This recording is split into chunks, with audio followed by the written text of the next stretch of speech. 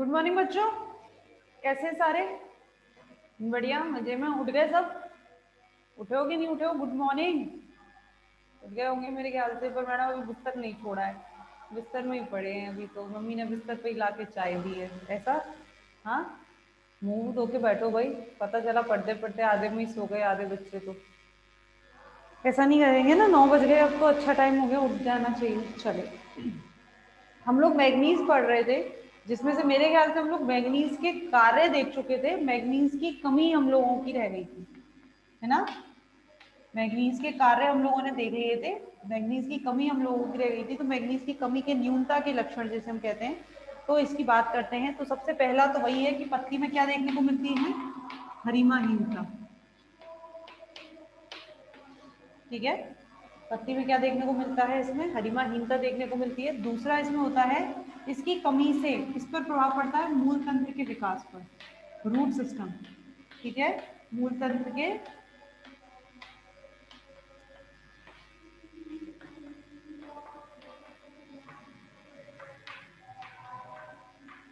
विकास को प्रभावित करता है। ठीक है, मूल तंत्र के विकास को प्रभावित करता है। साथ ही साथ क्या करता है ये?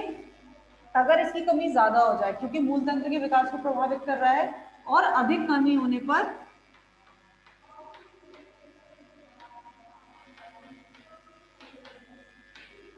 अधिक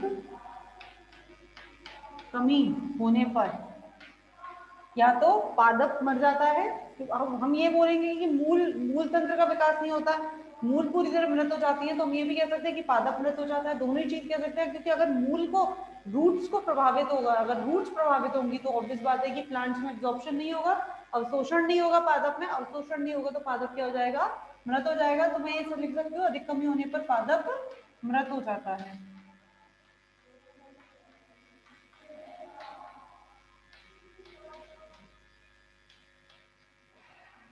ठीक है, पादप मृत हो जाता है, हरिमाहीनता हो जाती है। इसके अलावा हरिमाहीनता हो रही है तो प्रकाश प्रकाश संश्लेषण, प्रकाश संश्लेषण की दर कम हो जाती है।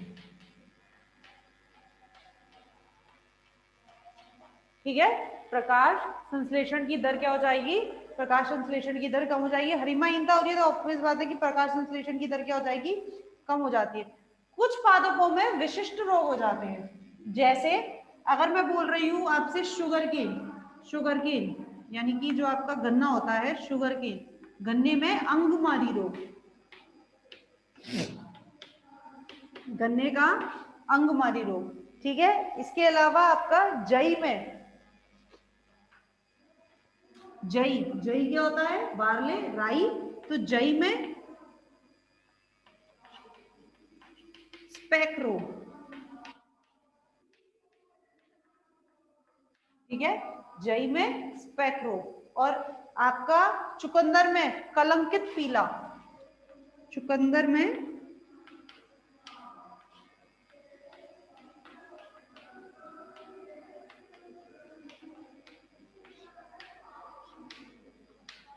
कलंकित पीला।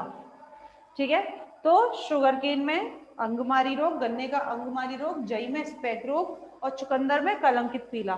तो ये जितने भी रोग हैं ये किसकी वजह से होते हैं? आपके मैग्नीज की कमी की वजह से ये सारे रोग होते हैं। ठीक है, वही आप देख सकते हैं, कलंकित पीला आप देख रहे हैं, क्यों? हरिमाहीनता हो जाएगी, यानी कि पादप कैसा पड़ जाएगा? पीला पड़ जाएगा, तो चुकंदर में कलंकित पीला। ऐसे ही गन्ने का अंगमारी रोग और जई में स्पेक रोग, तो ये सारे के सारे किसकी वजह से है? ये सारे के सारे मैग्नीज की कमी की वजह से। उन तीनों को आप किससे जोड़ सकते हैं? हरिमाहीनता से। क्यों? क्योंकि पादप में हरिमाहीनता आ जाती है, इसका मतलब पादप में प्रकाश संश्लेषण की दर कम हो जाती है, और प्रकाश संश्लेषण की दर कम हो जाएगी तो पादप कैसा दिखेगा आपको? मरा हुआ सा। ठीक है, पीला पीला मरा हुआ सा दिखेगा। तो इन सबको नाम दे दिए, बात वही है, कमी एक ही है। ठीक है, गन्ने का अंगमारी रोग, जई में स्पेक रोग और चुकंदर में कलंकित पीला रोग। ठीक, किसकी कमी की वजह से? मैग्नीज। अगर इसका उपचार बताएंगे तो मेरे ख्याल से आप सबको पता है, एक ही चीज मैंने बताई हुई है कि ऐसे उर्वरक का इस्तेमाल करते हैं जिसमें इसकी कमी पूरी हो जाए, यानी मैग्नीज युक्त उर्वरक का इस्तेमाल, यानी कि फर्टिलाइजर का इस्तेमाल हम करते हैं। ठीक, तो ये बात हो गई किसकी, मैग्नीज। अब इसके बाद बात करते हैं किसकी, जिंक की। ये सब आपके सूक्ष्म तत्व चल रहे हैं, आप सबको पता है ना, ये सब क्या चल रहे हैं आप लोगों के, सूक्ष्म तत्व। अगर जिंक की बात करें बच्चों, तो जिंक हमें कहाँ से मिलता है, वही मृदा से मिलता है। जिंक ऑक्साइड जिंक के रूप में, जिंक हमें मतलब फादर को किस रूप में इस्तेमाल करते हैं, मृदा से Zn+2, ठीक है, किस रूप में इस्तेमाल करते हैं, Zn+2। इसका अवशोषण किस रूप में होता है, Zn+2 के रूप में होता है। साथ में ये क्षारीय मृदा, क्षारीय मृदा यानी कि एल्कलाइन, जो क्षारीय मृदा रहती है इसमें इसकी उपलब्धता कम होती है।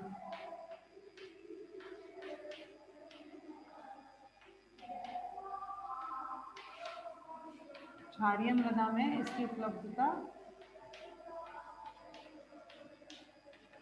कम होती है। ठीक, इसके अलावा अब इसके कार्य की बात करें, जिंक के कार्यों की बात करें, कौन कौन से इसके कार्य होते हैं, तो जिंक का सबसे पहला जो काम होता है बच्चों, वो होता है ट्रिप्टोफान। ट्रिप्टोफान के संश्लेषण में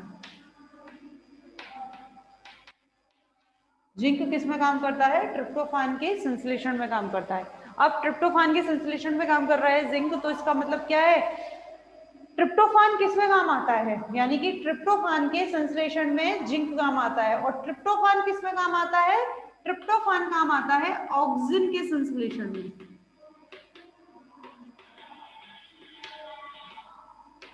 किसमें काम आता है, ऑक्सिन के संश्लेषण में। जिंक किसके में काम आ रहा है, ट्रिप्टोफान के संश्लेषण में, और ट्रिप्टोफान किस में काम आता है, ऑक्सिन के संश्लेषण में। और हम जानते हैं ऑक्सिन क्या करता है, आपका एपिकल डोमिनेंस, एपिकल डोमिनेंस किसे कहते हैं हम, शीर्षारंभी, यानी कि शीर्ष का क्या करता है, आरंभ करता है, ये शीर्ष को बनाए रखता है, शीर्ष को टॉप पे बनाए रखता है, शीर्षारंभी, शीर्षस्थ इसको कहते हैं, शीर्षस्थ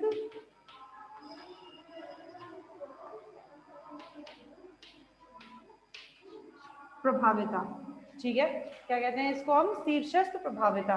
तो जिंक ट्रिप्टोफान के संश्लेषण को, ट्रिप्टोफान ऑक्सिन के संश्लेषण को, और ऑक्सिन किसको बना के रखता है, एपिकल डोमिनेंट, यानी कि शीर्षस्थ प्रभाविता, शीर्ष को ये बना के रखता है। तो ये सारी चीजें किसको, कौन कर रहा है इसको, जिंक की वजह से ये सब चीजें पॉसिबल हो रही है, जिंक की वजह से हो पा रही है। तो हम ये कह सकते हैं कि अगर जिंक की कमी हो जाएगी तो किसकी, ऑक्सिन की कमी हो जाएगी, होगी कि नहीं होगी, और ऑक्सिन की कमी हो जाएगी, यानी कि जो शीर्ष अभी तक प्रभावित था, जो शीर्ष बना हुआ था, उसको ये क्या कर देगा, कम कर देगा, यानी कि शीर्ष प्रभाविता उसमें कम हो जाएगी। ठीक है, तो पहला कार्य क्या हो गया इसका, ट्रिप्टोफान के संश्लेषण में अप्रत्यक्ष रूप से। इसके अलावा जिंक कई एंजाइम्स को सक्रिय करता है।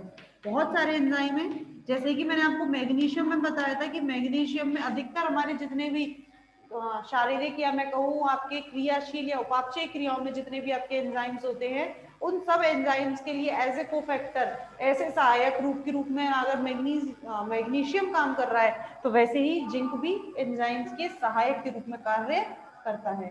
ठीक है, तो हम ये कहेंगे कि इसमें कौन काम करता है, जिंक, कई सारे एंजाइम्स को। तो दूसरा इसका कार्य क्या है कि जिंक एंजाइम्स को सक्रिय रखने में कार्य करता है।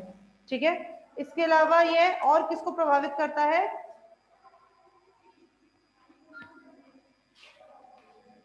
Carbon dioxide, carbon dioxide, carbon dioxide के उपयोग, यानी कि आपकी फोटोसिंथेसिस साइकिल, उसमें कार्बन डाइऑक्साइड के उपयोग और उसके उपापचय में,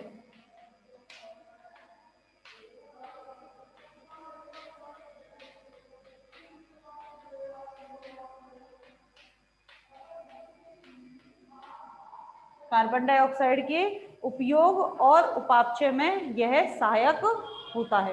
क्या, आपका कार्बन डाइऑक्साइड। इसके अलावा जिंक और क्लोरोफिल आपस में रिलेटेड होते हैं। ये जिंक और क्लोरोफिल आपस में क्या रहते हैं, यह एक साथ इनको देखा जाता है, यानी कि जिंक की अगर वृद्धि होगी तो क्लोरोफिल की वृद्धि होगी, और अगर जिंक की कमी होगी तो क्लोरोफिल की भी कमी होगी। ठीक है, तो इस तरह से इसको देखा जाता है। अगर जिंक ज्यादा होगा तो क्लोरोफिल ज्यादा होगा, जिंक कम होगा तो क्लोरोफिल कम होगा। तो ये हम कह सकते हैं कि ये इसके क्या है, ये इन सब के जिंक के कार्य हैं। जिंक ट्रिप्टोफान के संश्लेषण में काम करता है, जिंक एंजाइम्स को सक्रिय रखता है। ठीक है, जिंक CO2 के उपयोग और उसके उपापचय में सहायक होता है, और जिंक और क्लोरोफिल आपस में क्या रहते हैं, ये एक दूसरे से रिलेटेड रहते हैं, यानी कि अगर जिंक ज्यादा है तो क्लोरोफिल ज्यादा है, और जिंक कम है तो क्लोरोफिल कम है। ठीक है, ये सब क्या है, जिंक के कार्य है। ठीक, अब बात करते हैं इसकी कमी की, कि अगर जिंक कम हो जाए तो क्या होता है।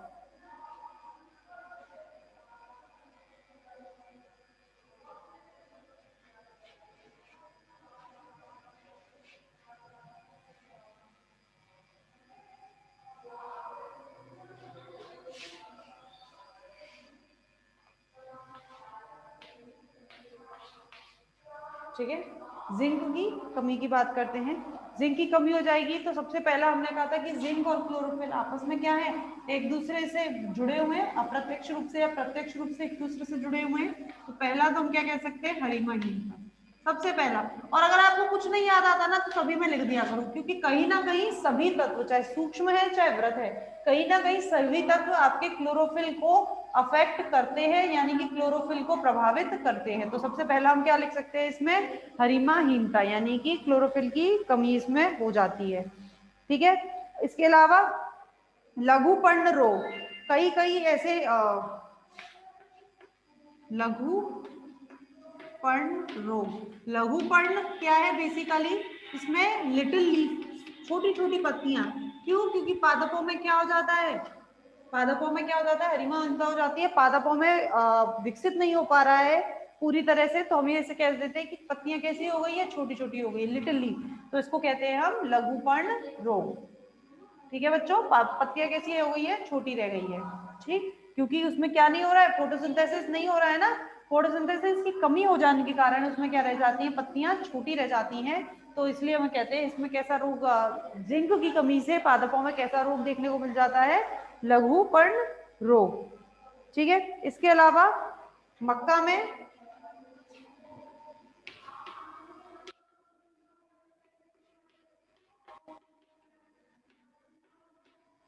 श्वेत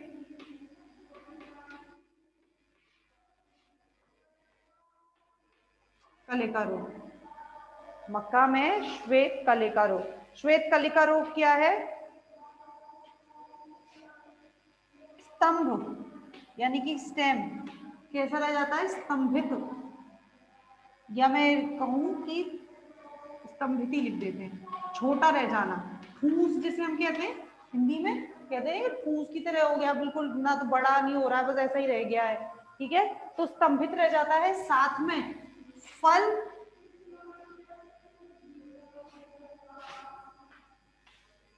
तथा फूलों की संख्या,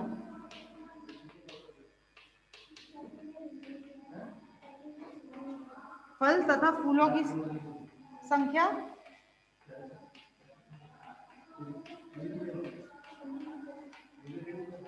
कम हो जाती है।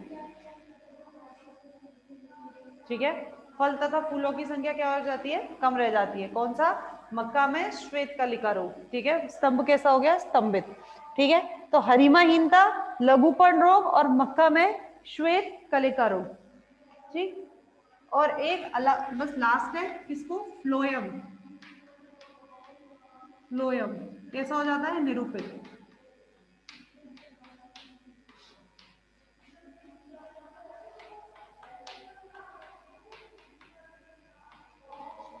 ठीक है, फ्लोएम कैसा हो जाता है बच्चों, निरूपित। निरूपित यानी कि फ्लोएम आपका गड़बड़ सा, यानी कि कोई उसमें एक स्टेज नहीं रह जाती, एक उसका स्ट्रक्चर, उसकी संरचना नहीं रह जाती। कैसा हो जाता है वो, बिगड़ा बिगड़ा सा, कहीं से टेढ़ा कहीं से मेढ़ा, यानी कि कोई उसकी एक स्ट्रक्चर नहीं रह जाती, निरूपित हो जाता है। ठीक है, तो हम ये कहते हैं कि ये सब क्या है, किसकी वजह से हो रहे हैं ये सारे, ये सब हो रहे हैं जिंक की कमी की वजह से। कौन कौन से, हरिमाहीनता, क्योंकि प्रकाश संश्लेषण से, हमने इसको आपके कार्य में बोला था कि जिंक और क्लोरोफिल क्या होते हैं, आपस में ये जुड़े होते हैं। तो हम ये कह रहे हैं कि जिंक कम होगा तो क्लोरोफिल कम हो जाता है, जिंक ज्यादा होता है तो क्लोरोफिल ज्यादा हो जाता है। तो पहला हरिमाहीनता, दूसरा लघुपर्ण रोग, लघुपर्ण रोग क्योंकि आपकी क्लोरोफिल कम हो रहा है, फोटोसिंथेसिस नहीं हो रही है, तो पत्तियां कैसी रह जाती हैं, छोटी रह जाती हैं। ठीक है, लघुपर्ण रोग। और साथ में स्तंभ भी कैसा हो जाता है, मतलब रोजेट क्रम, रोजेट आपने पढ़ा है, रोजेट यानी कि ऐसा जिसमें जो पादप है वो तो कैसा रह जाए, उसका जो स्तंभ है वो छोटा रह जाए, और पत्तियां कैसी लगती है, गुच्छे में लगी हुई।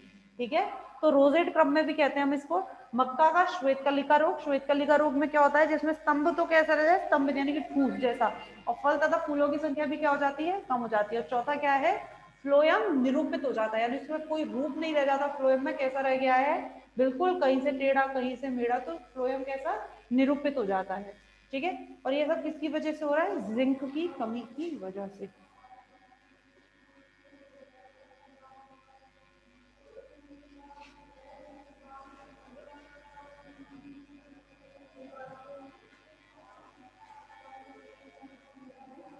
ठीक, अगला है आपका मोलिब्डेनम। अगला क्या है, मोलिब्डेनम। देखिए ये क्या है, एक तरह का बहुत हैवी मेटल है, और हम कहते हैं कि पादपों को इसकी बिल्कुल नगण्य मात्रा में जरूरत होती है, हैवी मेटल है ये। ठीक है, अगर ये बहुत, अगर ये पादप में या मिट्टी मृदा में ज्यादा हो जाए तो आपके पादप के लिए कैसा हो जाता है, ये विषालु हो जाता है, टॉक्सिक हो जाता है। मोलिब्डेनम की अगर मृदा में इसकी क्वांटिटी ज्यादा हो जाए तो कैसा हो जाता है, पादप को, आपके पादप के लिए ये टॉक्सिक हो जाता है। ठीक है, इसके कार्यों की बात करें, अगर कार्य की बात करें, कार्य पहला, जो एंजाइम्स हैं आपके कौन कौन से, जैसे कि नाइट्रोजनेस, नाइट्रेट रिडक्टेज,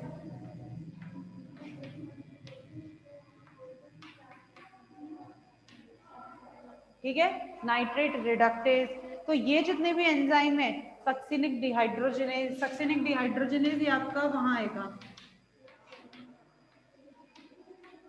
कहां पर, रेस्पिरेशन, श्वसन। ठीक है, सक्सिनिक डिहाइड्रोजनेज। तो इन सब के सक्रिय, इन सबको सक्रिय करने के लिए, या फिर मैं ये कह सकती हूँ कि इन सब के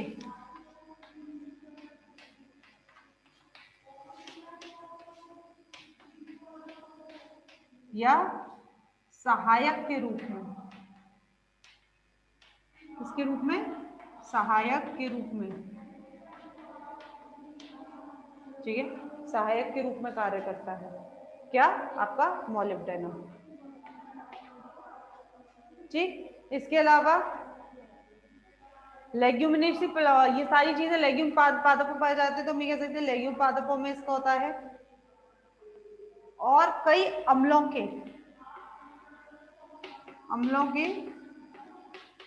उपापचय में,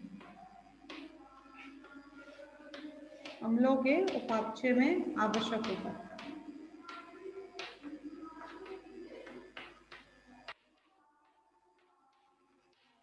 ठीक है, अम्लों के उपापचय में ये आवश्यक होता है। तो ये किसकी बात कर रहे हैं हम, मोलिब्डेनम, जो कि क्या है, एक हैवी मेटल है। इसके बाद इसके न्यूनता के लक्षणों की बात करें,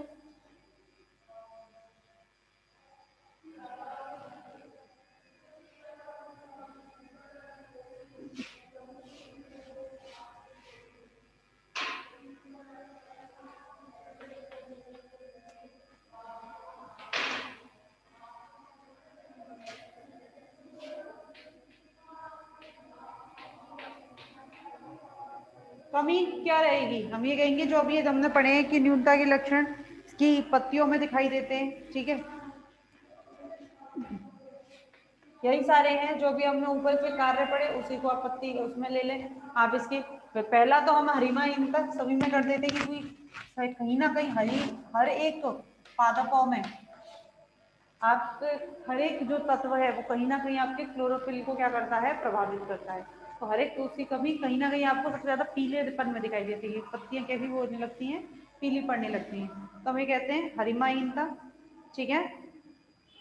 इसके अलावा जई में इसका देखने बनता है कि जई में यानी कि ओट्स बार्ली, जई में दाने नहीं बनते इसके। सब आपकी किताब में दे रखा है बच्चों, मैं किताब से ही करवा रही हूँ आपको, किताब में दे रखा है, किताब से ही आपको दे। बस हम ये कह रहे हैं कि आपने किताब में जो 10 दिया हुआ है उसको हम काट के 4 कर दे रहे हैं, 5 कर दे रहे हैं, तो इतना ज्यादा क्योंकि बच्चों के लिए नहीं हो पाता है कि करें। ठीक। इसके अलावा और क्या रहता है कि पत्तियों में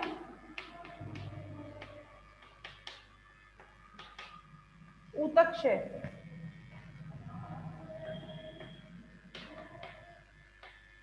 ऊतकक्षय के धब्बे दिखाई देते हैं।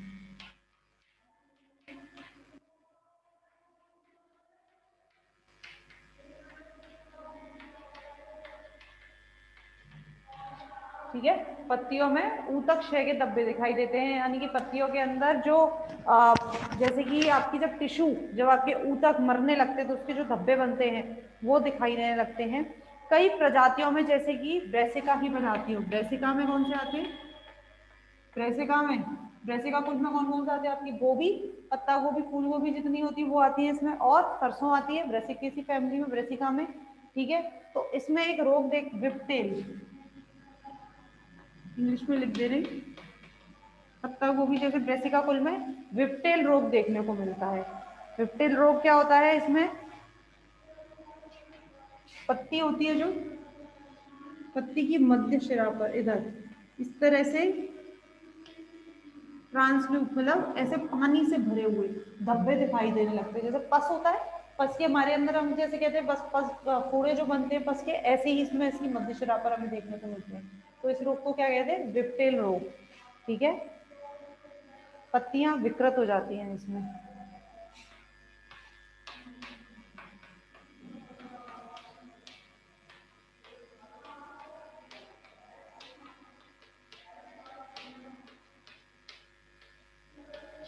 ठीक है, पत्तियां विकृत हो जाती हैं। तो वही 4 पॉइंट आप याद रखिए, 4 कमियां, क्योंकि इन सब में इतना ज्यादा आपको सबसे ज्यादा जो आपके बृहद तत्व हैं उनमें ध्यान देना है। सूक्ष्म तत्वों में तो यही रहते हैं कि इनकी क्या, इनकी कमियां हैं। ठीक है। और इनके कार्य, जो थोड़े बहुत कार्य है, 4 कार्य याद रखिए, 4 कमियां याद रखिए, बाकी बहुत दे रखी है तो आप ये 4 ही याद रखिए। ठीक है। और इसको अगर इसका उपचार बात करेंगे कि इसका क्या उपचार है, तो वही है उपचार, हमने आपको पहले बता दिया कि हर एक का उपचार क्या है कि आप उर्वरक का इस्तेमाल करें। ठीक है।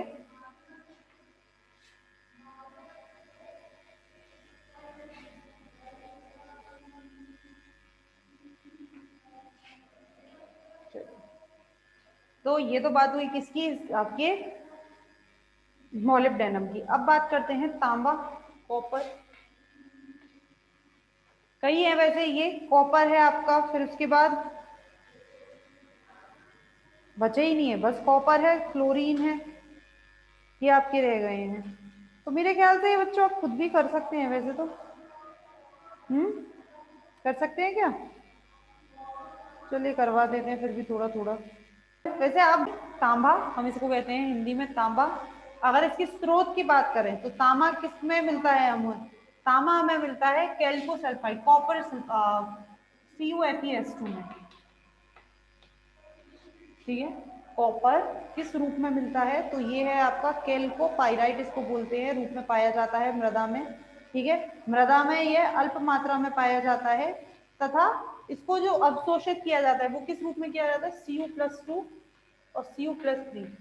क्यूप्रस और क्यूप्रिक आयन आप लोगों ने सुना होगा, क्यों भाई, सबने सुना है, क्यू क्यू Cu+2, Cu+ और Cu+2, क्यूप्रस और क्यूप्रिक आयन। ठीक है। इस रूप में इसका अवशोषण होता है। और वही हम सूक्ष्म तत्व पढ़ रहे हैं, क्योंकि हमने आपको क्या बोला, ये सब क्या है, सूक्ष्म तत्व है। जैसे कि हमने कहा था मोलिब्डेनम, अगर मोलिब्डेनम की अगर मात्रा ज्यादा हो जाए तो ये क्या हो जाती है, पादप के लिए विषालु हो जाती है। वैसे ही कॉपर भी क्या है, एक सूक्ष्म तत्व है, और इसकी मात्रा अधिक हो जाने पर ये कैसा हो जाता है, पादप के लिए विषालु हो जाता है। ठीक है, तो आपको केवल इतना याद रखना है कि किस रूप में ये पाया जाता है। पादप इसका अवशोषण किस रूप में करते हैं, जैसे कि मृदा में ये CuFeS2 के रूप में पाया जाता है। पादप इसका अवशोषण Cu+2 और Cu+ और क्यूप्रिक आयन के रूप में करते हैं। और इसकी अगर मात्रा अधिक हो जाए मृदा में तो ये क्या हो जाता है, आपका पादप के लिए विषालु हो जाता है। ठीक है, इसके बाद इसके कार्यों की बात कर लें। कॉपर के कार्य की बात कर ले, ये तो कंफर्म है कि ये नहीं आएगा पेपर में, पर फिर भी क्योंकि आपके दिया हुआ है तो इसलिए हम करा रहे हैं, पर ये कंफर्म है कि नहीं आता है। अगर बात करें इसके कार्य की बात करें तो कार्यों में ऐसा माना जाता है, वैसे इसके कार्यों की मैं एक बात बता दूं कि बहुत ज्यादा इसकी आपका पता नहीं है इसके बारे में, कॉपर के बारे में, पर ऐसा माना जाता है प्लास्टोसाइनिन। प्लास्टोसाइनिन, अब आप कहेंगे प्लास्टोसाइनिन क्या है, तो प्लास्टोसाइनिन फोटोसिंथेसिस, प्रकाश संश्लेषण जब हम पढ़ेंगे तो प्रकाश संश्लेषण में प्रकाशीय अभिक्रिया, फोटोसिस्टम फर्स्ट और फोटोसिस्टम सेकंड जो होते हैं प्रकाश संश्लेषण में, तब इसका वह काम होता है प्लास्टोसाइनिन। तो हम ये कह देते हैं कि कॉपर क्या है, प्लास्टोसाइनिन का एक घटक है। ठीक है, प्लास्टोसाइनिन का क्या है, ये एक मुख्य घटक है। यानी कि कहने का मतलब ये है, इसको सीधा इसको किससे जोड़ दिया, क्लोरोफिल से, क्लोरोप्लास्ट से, फोटोसिंथेसिस से जोड़ दिया बच्चों। ठीक है, तो प्लास्टोसाइनिन का ये एक मुख्य घटक होता है। कई सारे ऐसे एंजाइम्स हैं जिनके लिए ये जिनके सक्रियक के रूप में ये कार्य करता है।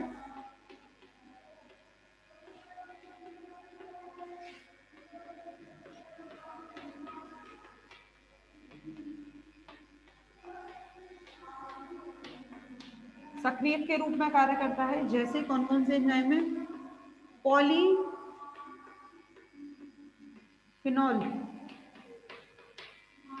ऑक्सीडेज।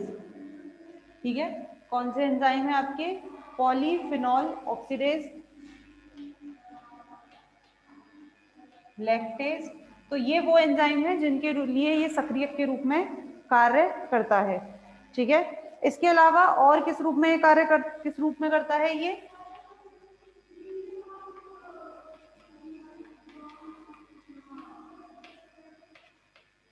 प्रकाश संश्लेषण, श्वसन, सभी में इसका कार्य होता है कॉपर में। लेकिन बात वही है कि क्या है, सूक्ष्म तत्व है तो बहुत माइन्यूट क्वांटिटी में ये चाहिए होता है। चलिए बच्चों, पहले रिज्वाइन कर लीजिए क्लास को।